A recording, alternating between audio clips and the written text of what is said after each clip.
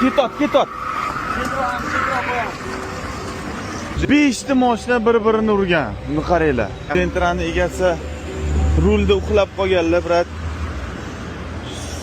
Yomon avariya bo'libdi-da, buni qaranglar.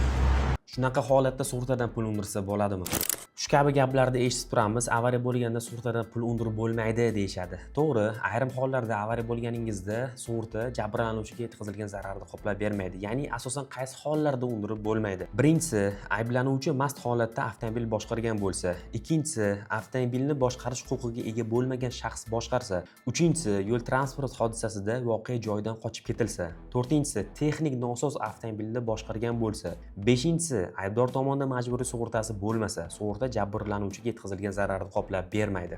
Yetkazilgan zararni o'zingiz yoningizdan qoplashingizga to'g'ri keladi. Shu sababli barcha hujjatlarni joy-joyida olib yuring. Hamda Rodigramotor orqali majburiy sug'urtangiz tugagan bo'lsa, sotib olishni unutmang. Eslatma, majburiy sug'urta sizning majburiyatingizni o'z bo'yniga oladi. Ya'ni avariya bo'lganingizda sizga emas, aksincha jabrlanuvchiga yetgan zararni qoplab beradi. Sog' bo'ling, omon bo'ling. Sizlar bilan Rodigramotor.